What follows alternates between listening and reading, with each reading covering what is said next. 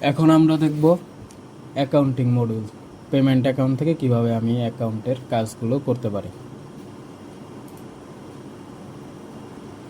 আমি প্রথমে চলে যাব পেমেন্ট অ্যাকাউন্ট।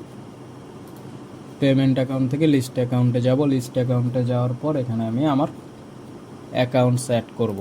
আমি কী টাইপের অ্যাকাউন্টস চাচ্ছি, যেমন আমি এই জায়গায় যদি ক্যাশ রিলেটেড অ্যাকাউন্টস চাই, সেক্ষেত্রে আমি ক্যাশ টু নামে অ্যাকাউন্ট একটা করতে পারি। এখানে আমার অ্যাকাউন্ট ক্যাশ হিসেবে দেখায় দেব। ওপেনিং ব্যালেন্স যদি থাকে এই অ্যাকাউন্টে সেটাও বলে দেব, যেমন 2000 টাকা সেভ।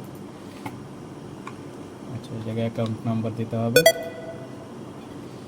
এখন আমি এই অ্যাকাউন্টটাকে লিঙ্ক আপ করবো, ক্যাশ টুকে এখন লিঙ্ক আপ করব। লিঙ্ক আপ করার জন্য আমার প্রথমে চলে যেতে হবে সেটিংয়ে। সেটিং থেকে বিজনেস সেটিং থেকে আমি চলে আসব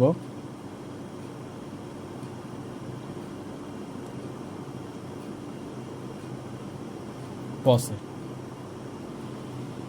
না, পসে এটা নাই।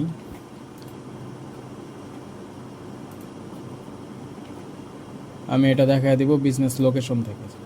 বিজনেস লোকেশনে যাব, সেটিং না, এডিটে যেতে হবে।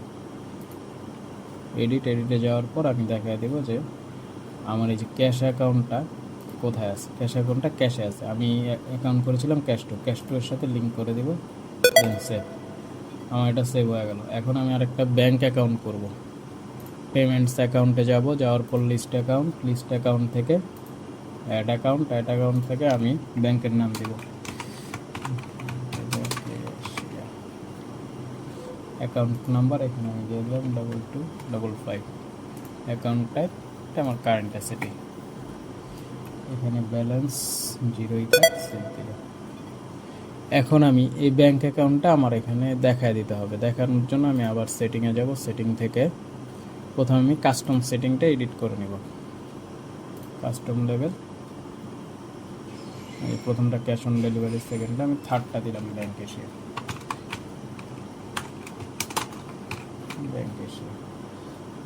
দিয়ে আমি আপডেট সেটিং করব। আপডেট সেটিংয়ের পর আমি চলে যাব বিজনেস লোকেশন থেকে আমি এডিটে যাব। এডিট থেকে আমি এখানে যে ব্যাংক ট্রান্সফারের এখানে আমি চাইলে ব্যাংক এশিয়া দিতে পারি, অথবা ব্যাংক এশিয়া নামে আমার আলাদা একটা পেমেন্ট মেথড অ্যাড হয়ে গেছে। এখানে আমি ব্যাংক এশিয়া দেখাই দেব। আমার এই কাজ শেষ হলো। এখন আমি ব্যালেন্স ট্রান্সফার করে চেক করব আমার অ্যাকাউন্টের কাজগুলো হচ্ছে কিনা। ব্যালেন্স ট্রান্সফার করার জন্য আমি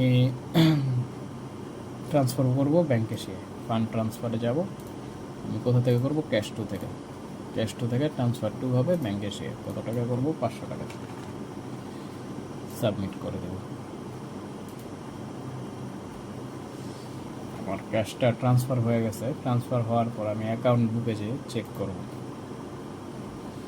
এই যে আমার ব্যালেন্স 500 টাকা চলে আসছে।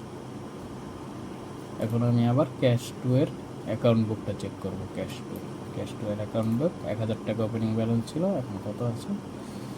1000 টাকা, 2000 টাকা ছিল ওপেনিং ব্যালেন্স, সেখান থেকে 500 টাকা নেওয়া হয়েছে। এখন 1500 টাকা ব্যালেন্সে আছে। এইভাবেই মূলত ব্যালেন্স ট্রান্সফার করা যাবে অ্যাকাউন্টস মডিউলটি থেকে।